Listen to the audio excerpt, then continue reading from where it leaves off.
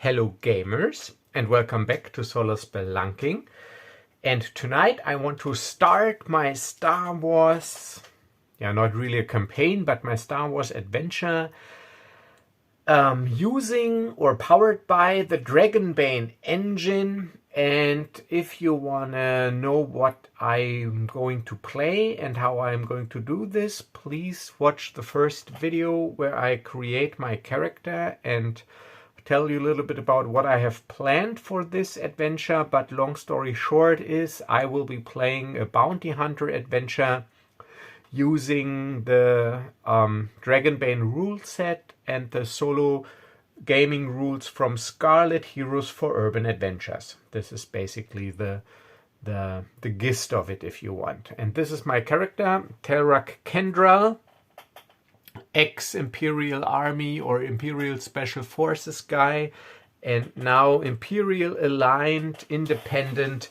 bounty hunter. So if I need any background information about things regarding bounty hunting, I have this wonderful Star Wars Galaxy Guide 10 bounty hunters from West End Games. I actually got this as a birthday present in my teens when we were still playing Star Wars using the D6 system in my parents' basement. So this is like a long time ago. But I still have this book as well as this book right here, which is the Star Wars West End Games 2nd edition revised and expanded. Also, I've got this book years ago, and I was playing the D6 system heavily in my early to late teens when I was still in high school, and like I said, in my parents' basement. So this is some nostalgia right here. And I do like all the background and lore information. Basically, the West End Game system built the expanded universe before it was all declared invalid and legacy content by Lucasfilm. This was Star Wars. This was the expanded universe. There was nothing besides the movies, and everything was basically created using supplements for this role-playing game. So this is what I will be using. And we will start, because what you see here is an office. And the thing is that my character, or I, Telrac Kendrall, when I cashed in my last bounty, I was contacted by the officer in the Imperial Office of Criminal Investigations, where I cashed in my bounty. I was contacted by the officer or addressed, and he told me that he got a notification from somewhere higher up in the Imperial hierarchy, and they someone explicitly asked for me for a special assignment, because I am a registered Imperial hunter. I got my Imperial Peacekeeping certificate, the hunter's license, and I worked for the Empire in the past. So he told me to report to, and I already established some background here. He told me to report to the Belbaru system in the Outer Rim. The Belbaru system is an agricultural system. It features only small settlements and a limited service starport. And there I was to report to a fertilizer company, to the administration offices of a fertilizer company. And I knew better than to ask any more questions. So I went over there. So I do have a very old and junky tram freighter, a space transport. But it is old, it is used, it is not really combat worthy. It's just so that I have some form of transportation. So basically like an old car. So I used my old tram freighter and flew over there into the Belbaru system, and I report it to the administration offices of the local fertilizer company. So the town where these, or the city where these administration offices are located is also very unspectacular. It is basically a town constructed out of prefabricated housing and business modules for a quick setup, like for a quick colony setup. So there's nothing in the ways of unique architecture or individual sites that you need to see. It's just a functional, prefabricated, pre-constructed, module-based city on an agricultural planet in the Outer Rim. So if this would be my Outlaws in the Outer Fringe game, I would call this planet an unremarkable dump. So, so this is where I'm at the moment, and what you see here is the administration office, and this is a large, massive desk. This is the head of administration of this fertilizer company, and of course this is me. So I report to him. The name is Kendrall, Telrac Kendrall. I had an appointment. I was contacted or asked to report to you by an Imperial Office of Criminal Investigations officer. So here I am. What's the deal? Ah, the guy says, Hunter Kendrall. Yes, your reputation precedes you. You have the reputation of being a reliable hunter, a reliable and effective hunter. And you have worked for the Empire in the past. And I must say, you have an impressive military record. So I raise one of my eyebrows. What does an administration or a head of administration of a fertilizer company knows about my, what business does he have knowing about my military record? I think you got some explaining to do. Oh, yes, that I do, but rest assured, everything is fine. And with that, he pushes a button on his large and impressive desk, and the door shuts.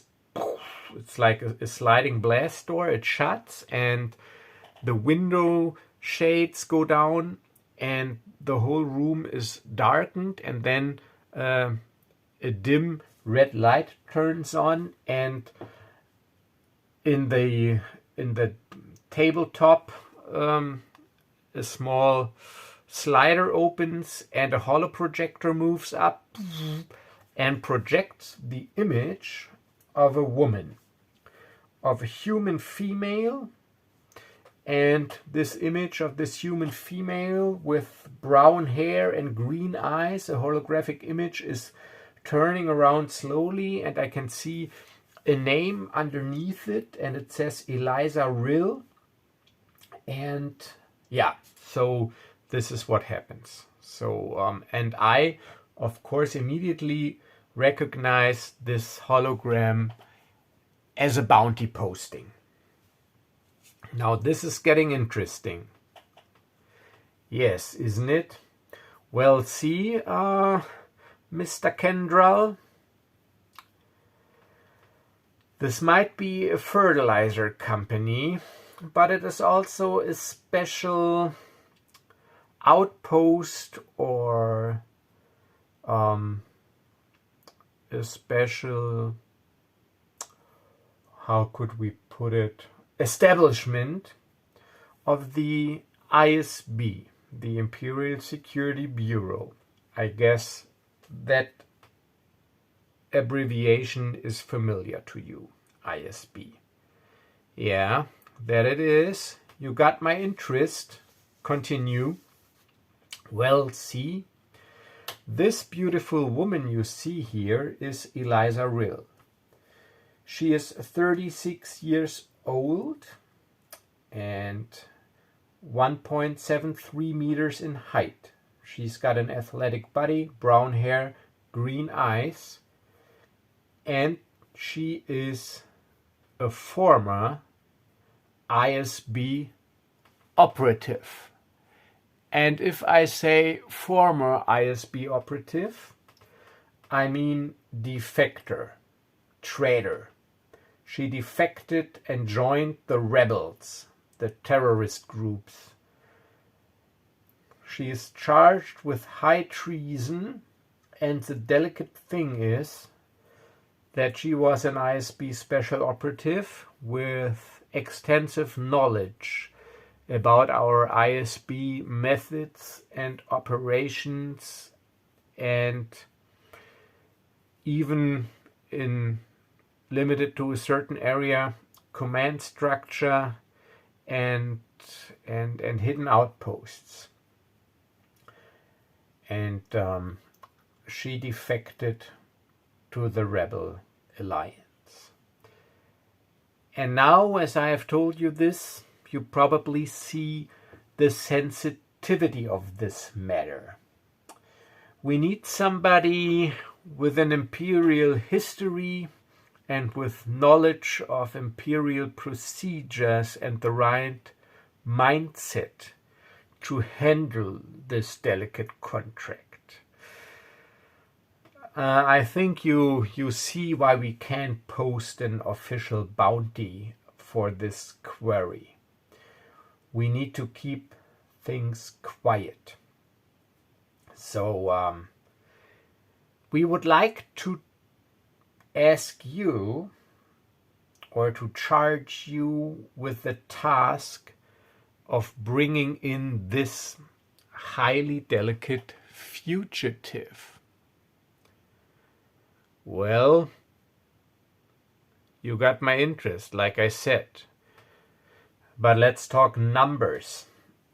I imagine that the bounty on this elusive and probably well-trained quarry reflects the delicacy of the situation, if you get my meaning. Yeah, I do get your meaning. If you bring her in alive, which is what we would prefer, because as you might guess or might have guessed, we would like to bring her in for some questioning. So if you bring her in alive, we are prepared to pay you a bounty of 50,000 credits. 50,000, huh? That's quite a lot of money. Yeah, you got my interest. But what if I do not bring her in alive? Well, in that case, we have to reduce the bounty by half. So if you bring her in dead, we will pay you a bounty of 25,000 credits. And if you bring her in alive, which is what we would prefer, you will receive 50,000 credits. All right. So is there anything else you could give me? Any clues, any hints where I should start? Do you have something like a personal file, a personal record of her ISB career so that I can get some background information? Of course. So he pushes another button and the drawer slides open and he gives me a data pad and a data card. This is a special encrypted data pad. Only with this data pad, which is or will be registered to your DNA profile, only with this data pad you will be able to read the data on this also encrypted data card, which contains the personal file of Eliza Rill and reports of all her ISB operations that she did for us. And we also managed to gather 2 clues to get you started on your hunt. What you also find on this data card is a comlink code that she has used, or a comlink code of a comlink that we know that she has used in the past. We don't know if she still uses it. Maybe, but maybe you can do something with that comlink code. And the other clue that we can give you is possibly the current transponder code of her starship that she currently uses. It is an old YT 1300 transport, and we managed to track this transponder signature to the smuggler's moon of Nar Shaddaa, deep within Hutt space, the moon of the Hutt homeworld of Nar Shaddaa. Well, it would make sense for her to hide there, because this is hostile territory, no man's land, basically. The Empire does not really have a strong influence, at least not yet, in this area of space known as Hutt space. So this is where I suggest you start. And if you manage to catch the quarry alive, you are to deliver her directly here to me for your payment. All the necessary bounty permits that you need are also on this data card. As you will see, however, that the exact details of this bounty posting are somewhat different on the data card you have. We can't even afford to let our own people know what is really going on. But of course, we don't want you to get into any Imperial trouble while you're trying to deliver this high value target back into the caring arms of the ISB. All right. So I'll take the commission. You got yourselves a deal. That is great. So I wish you luck, Hunter Kendrall. And I'm looking forward to see you soon. Yeah, if you now don't mind, please open the door.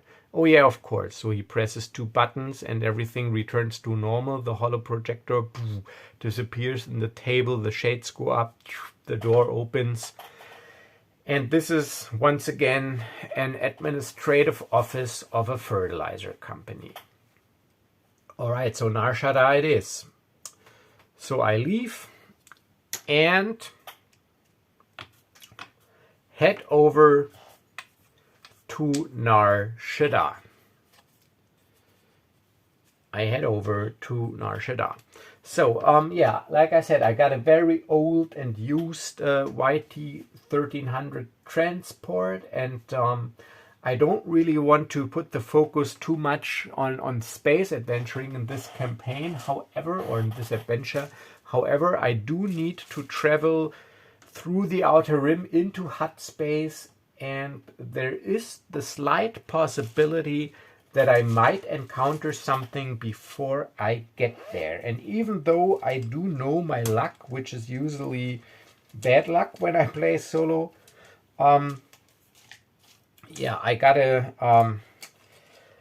stick to what will make sense and roll a random encounter check. However, it'll be only a 1 in 10 chance, so I will be rolling a d10. But you never know, I still might encounter something. So let me get a d10 out.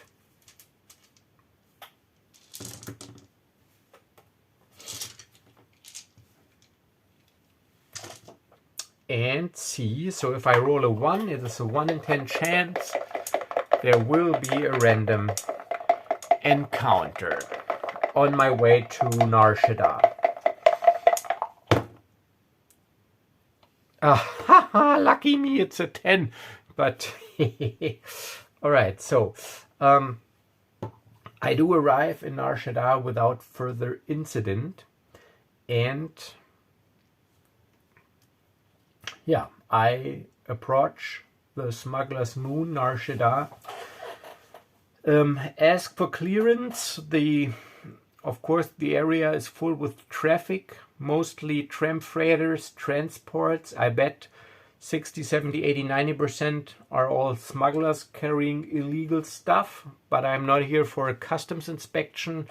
I'm an imperial bounty hunter and I'm looking for a quarry, so I couldn't care less about these illicit transports and just ask for docking permission using the normal standard procedures, the automated channels. And I'm directed by Nar Shaddaa traffic control into a docking tower in the southern hemisphere of Nar Shaddaa. So as you probably know if you follow this adventure and channel and are into Star Wars, Nar Shaddaa is like the Coruscant of the Outer Rim. It is a planet completely covered by an urban city sprawl, with billions of people living there, and a multi-layered town with a dangerous and deep undercity with casinos, bars, nightclubs, and drug dens. And so if you can't get it on Nar Shaddaa, whatever it is, you can't get it anywhere. Yeah. And this is where I am going to land. And I'm directed to a docking tower in the southern hemisphere of the planetary city. So I will, of course, keep a journal and document my adventure. So just a quick bullet point is arrive in, or on, is it? On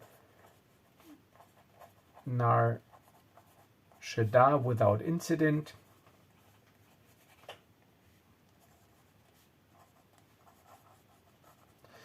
And I'll dock in the southern hemisphere. All right, that should suffice. Yeah. Whew.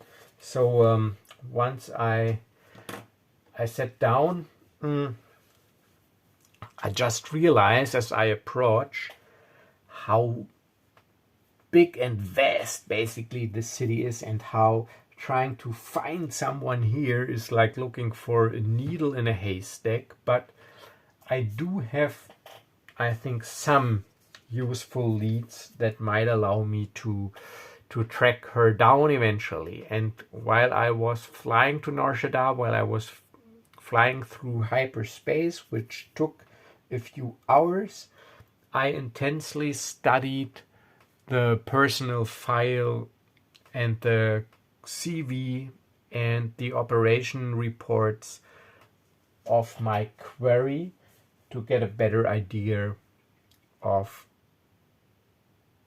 my query and the person I am looking for.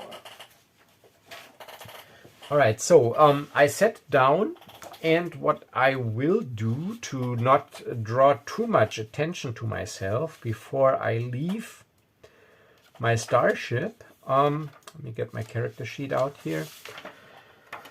I do have light combat armor and a blast helmet. So what I will do is I will basically strip myself of my light combat armor. So I'm only going to wear the breastplate of my light combat armor, nothing else, only the breastplate. I keep the other armor pieces on my ship for now, as well as the helmet. So I wear normal street clothes. And I got a leather jacket over my breastplate from my light combat armor, and I also got a hooded cloak on my ship that I'm wearing over my jacket, but I'm not using the hood because this always looks kind of suspicious. So this is, I leave the encrypted data pad on the ship, but I do take the encrypted data card with me so that they're not in the same spot. Even though the datapad is encrypted to my DNA code, I'm not sure if it can't be sliced. So I take my normal datapad, my comlink, my medpack that fits in a belt pouch on my belt, my peacekeeping certificate, my blaster, and that's basically it. And then I head out into the city. Before I start any investigations, I just wander the streets for a while to get a feel for this place, for the atmosphere, and to just suck it all in, to get basically a feel for the lay of the land. So I'm entering a bar here and there, have a drink here, have a snack there, and just get a lay of the land. And it is important also to check the time.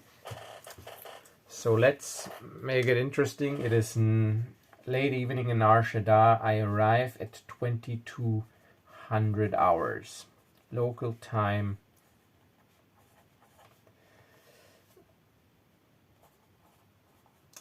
Nar Shaddaa. So the nightlife is just about to start and to pick up. All right, so let's say I wander around for like 2 hours. So I wander around till midnight. Like I said, have a drink, eat a snack, get a lay or a feel for the planet. I mean, lay of the land wouldn't be possible.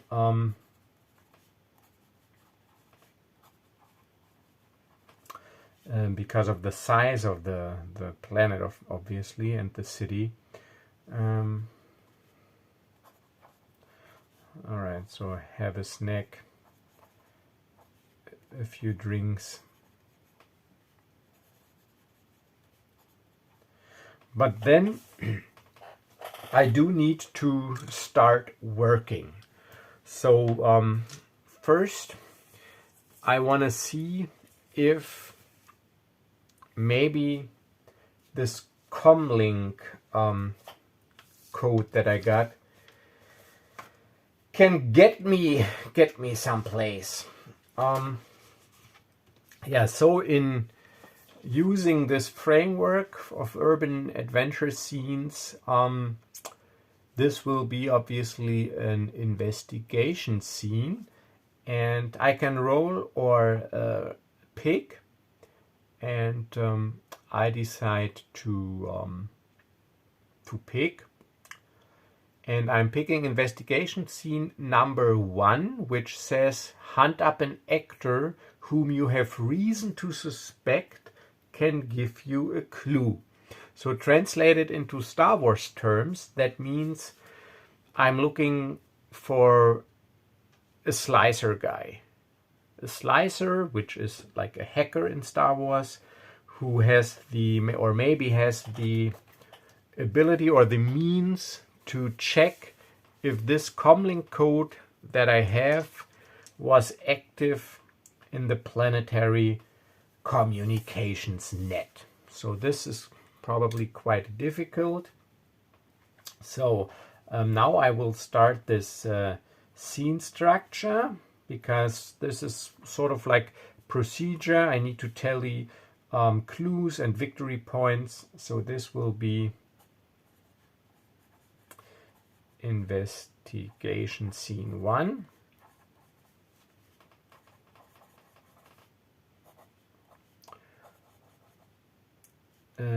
Or number 1, so that I know, and I just put down hunt up an actor. This is just for me as a reminder, and I need a slicer to check the comlink code.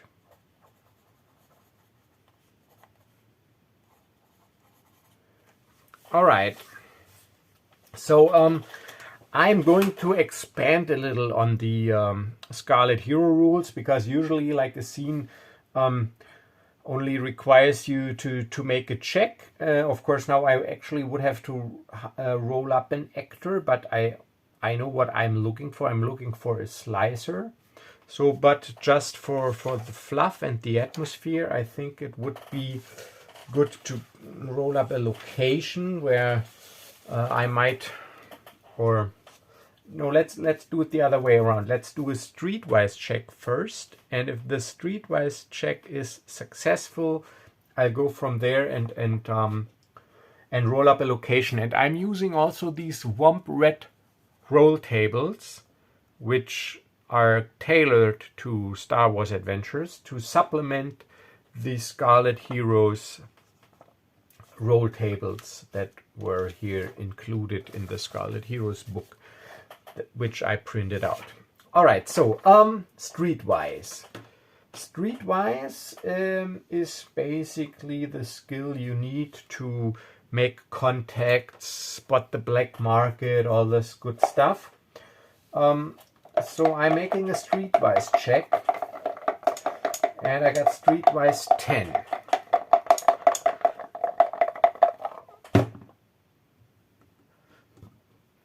Ah, damn, 17. All right, 17. But this is Dragonbane.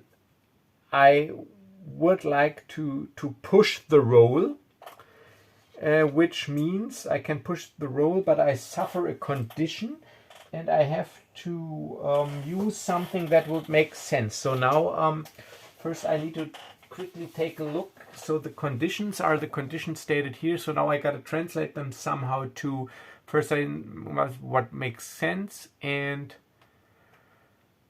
yeah, all right, let's say I'm disheartened because this is all overwhelming, this huge city, and I'm new, and even though I do have some experience as a bounty hunter, and this is charisma, which will translate, I think, into presence here in this system, because willpower is a separate stat.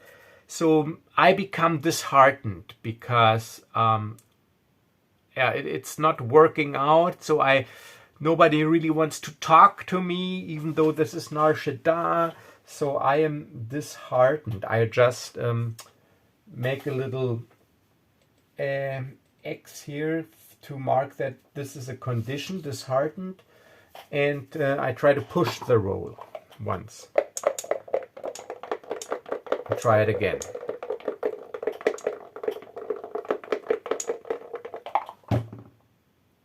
Please. 14, no. All right, so I started basically my efforts at midnight, because before that I was wandering for 2 hours, and now let's say like one check took about like an hour and a half. So now it is 3 in the morning. So streetwise is a failure. Pushed the roll.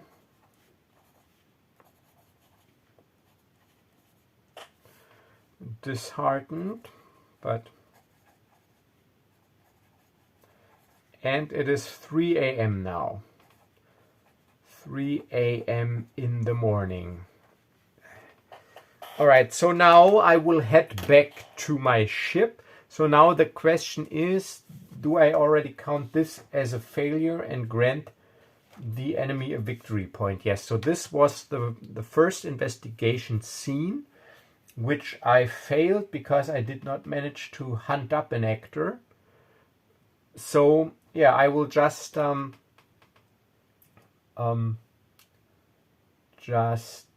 by the procedural rules and count victory points. So the victory points for me, victory points, I have 0. The enemy has 1. And let's see, trade check. If you succeed, you win the scene, gain a victory point. If you fail, your opponent receives a victory point. Yeah, all right, so this is investigation scene. All right, so then again, there's something here. Let's see. I need to roll, and if the roll is after, I think after an investigation scene or an action scene. Let's see, wait. I had this marked here, challenges, sequence of play. All right. After each investigation or action scene, roll 1d10. If equal or less than the total number on investigation and action scenes so far, the foe gains 1 victory point. So now I have to roll, because it is so if I roll a 1, the enemy will get an additional victory point, because I only have 1 investigation scene. 9. All right, no. All right, so it stays at 1 victory point. End of scene.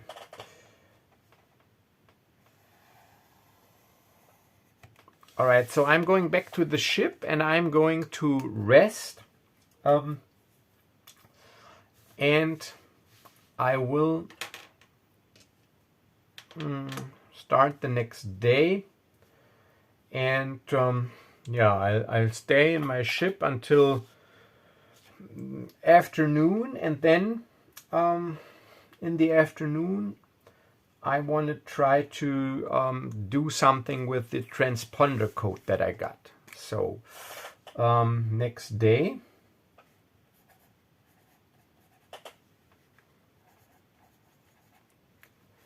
I'll do another investigation scene.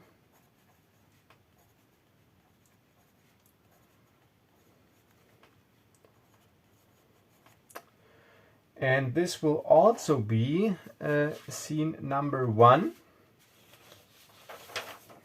Let's check this. Hunt up, infiltrate a location where the activities relate to a clue. All right, I will infiltrate if I do not tail an actor who might have a clue. Search I could also do that with an search a location related to past events, stakeout, ambush, trick. An allied actor can get you a clue. Roll a die. Bribe an actor to give you a clue. So there are lots of options here, because what I want to do now is I want to head to the starport, to the traffic control, try to get hold of some employee, and even and try to get him to check the logs if the transponder code that I have was registered here or docked here or is docked here someplace. So therefore I could infiltrate a location like the docking bay control and try to get this information myself, which will be pretty tricky. I could tail an actor, so I could wait maybe until one of the starport guys until his shift ends and tail him and approach him and then maybe like threaten him or something. Or I could bribe, of course. Money makes the world go round. However, I do not have a lot of money. I only have like 700 credits. But I think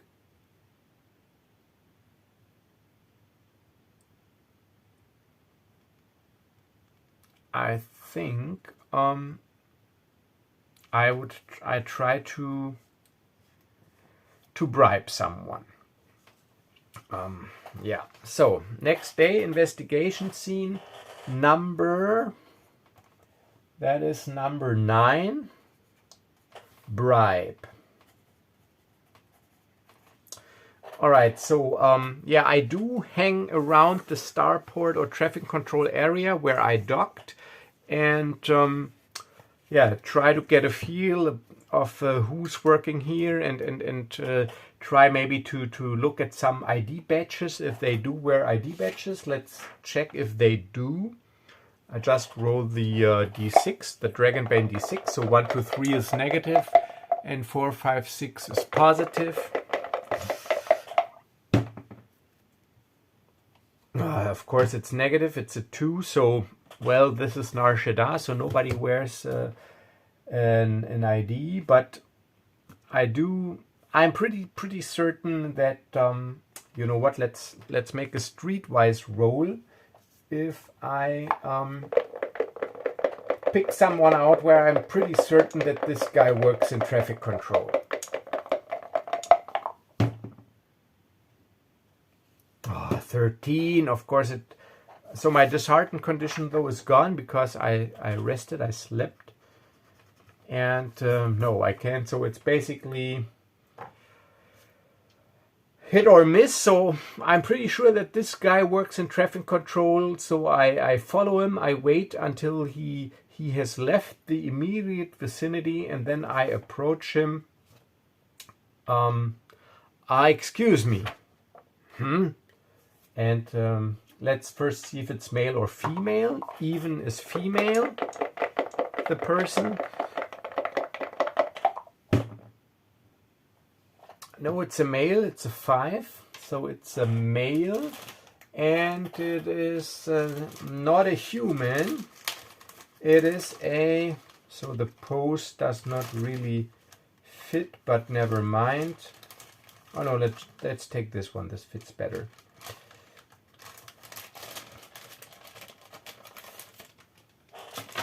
It is a Twi'lek here, Twi'lek. And so I approach him and talk to him. Excuse me, sir. He turns around. Who's calling me, sir? This is Nar Shaddaa. Yeah, I know. I just wanted to be polite. This is Nar Shaddaa, and as a matter of fact, this is why I'm talking to you. Do you by any chance work in traffic control? What's it to you? Who wants to know? Well, I'm looking for a missing girlfriend. And I was wondering, I got her license plate, if you want to call it that, her transponder code. If you would work in traffic control, maybe you could look up her transponder signature and tell me if she's parked here. He looks at me. What, are you kidding me? What do you think? You can just walk up to me on the streets and ask me to break all the corporate and safety and personal data security rules that we got? So what do you mean we got? So you do work in traffic control?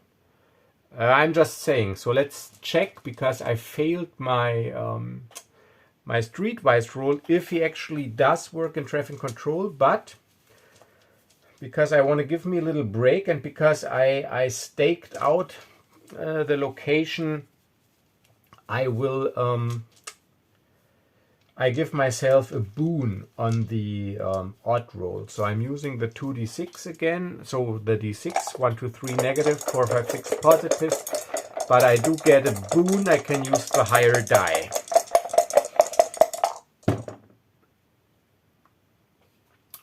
Look at this 6, double 6, which is the best possible result. So, all right, so this got to count for something. So he comes closer. All right, let's do away with the banter. Not only do I work in traffic control, I'm also the traffic control supervisor and head of traffic control. So you got exactly the right guy. But, and you are right, this is Nar Shaddaa. But as you might imagine, I got a lucrative position in traffic control, and I got a nice salary. So what would you offer me to convince me to put it all on the line? And he looks at me expectantly. All right, so now I'm in a little bit of, I got a little problem here, because I only do have 700 credits. I mean, I will offer him 500, but I also do not want to insult him. I do not, besides streetwise, I do not have a skill. Streetwise is cunning that would allow me to guess if he is what do you call it if you are if he's open to a bribe? Well, if he's open to a bribe, let's put it this way. So I will make another roll, and so he is obviously open to a bribe, but now the question is, can I try to guess if 500 would be enough?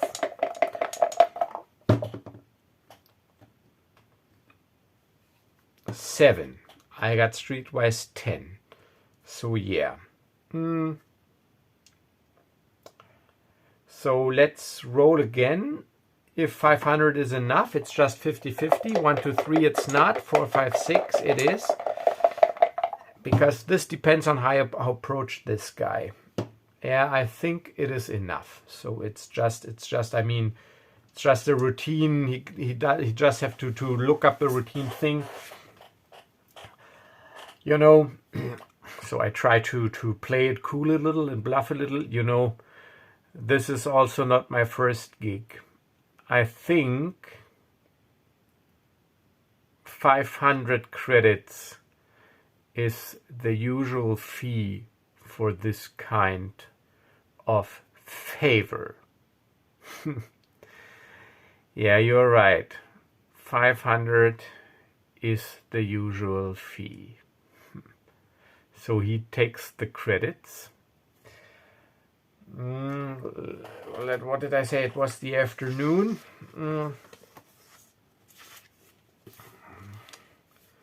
Yeah, it was the afternoon.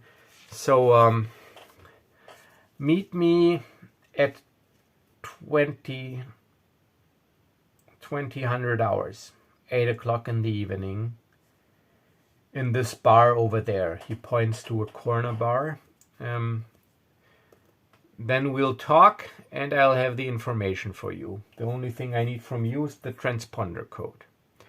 Yeah, I got the transponder code right here. So I copy just the transponder code to a normal data card and pass it to him. Here's the transponder code. All right, so 2000 hours it is, corner bar. See you then. Stay safe.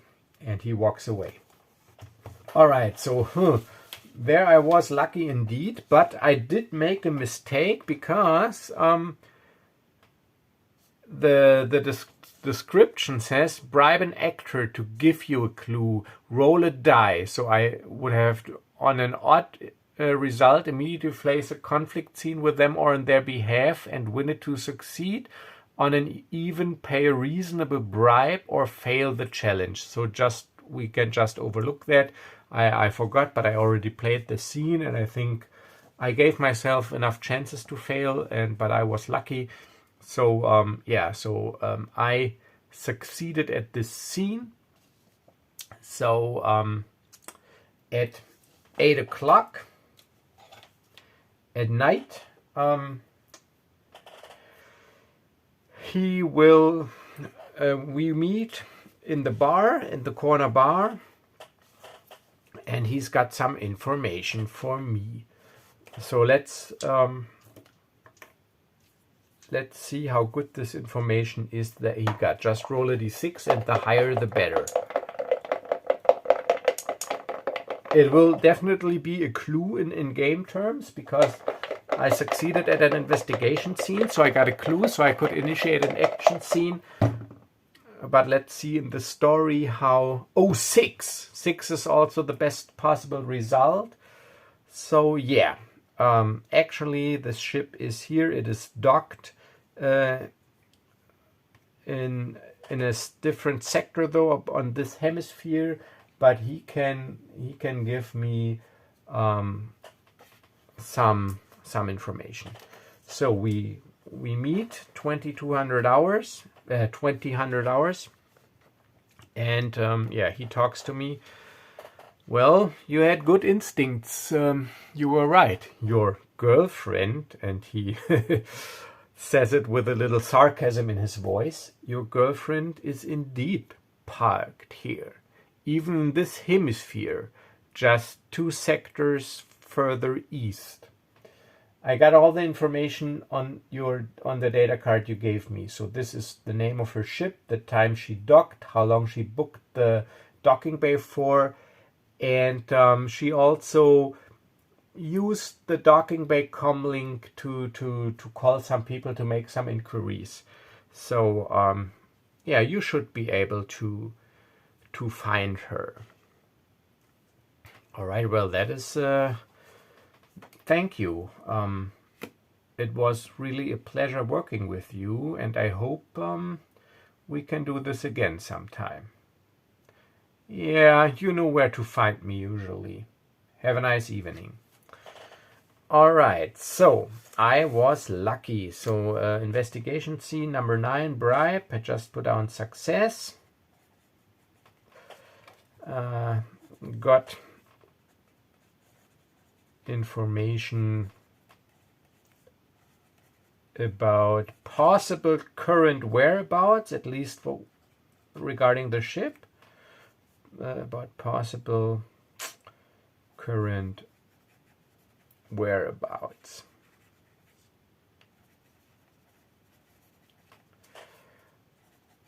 And some hints to associates. And yeah, don't worry. So even though this sounds like a lot of information, I will still follow the procedural rules for urban adventures, meaning I can only win the adventure and capture her if I get to 10 victory points before the enemy gets to 10 victory points. So this is just this information for me to have something to go on to initiate further scenes for the fluff, basically, like conflict scenes, to know who I can ambush. So it won't be I go there and there she is and the adventure is over. So this is just for fluff. I will use the rules and procedures which state that this grants me 1 clue, and I can use a clue to initiate an action scene. And if I win an action scene, I get a victory point, and as a bonus another victory point. So this is how these rules work.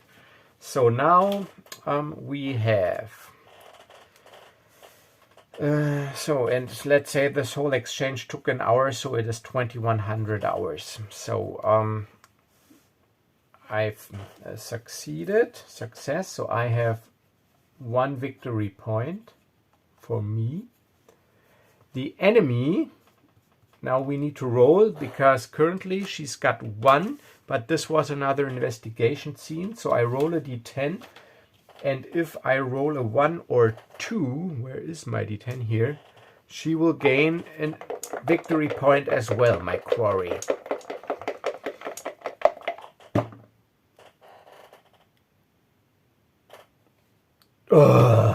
And of course I roll a 2, which is equal to the total number of investigation or action scenes. So she gets a victory point too. So she's got 2 victory points, and then I had clues, and I have 1 clue. All right, so this is the current state of affairs.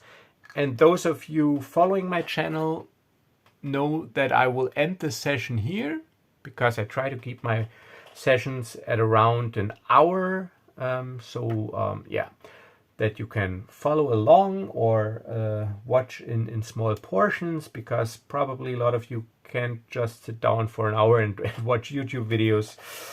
So yeah, I won't make an individual video too long.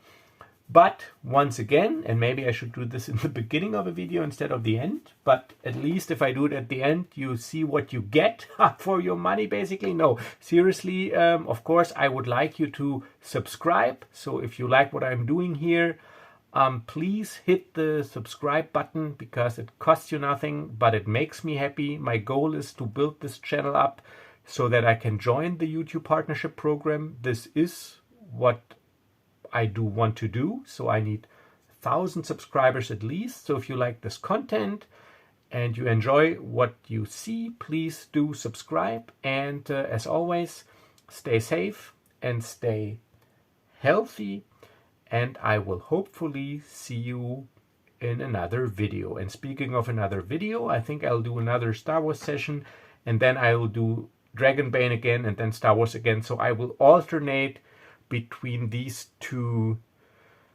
systems at the moment to keep some variety in the channel.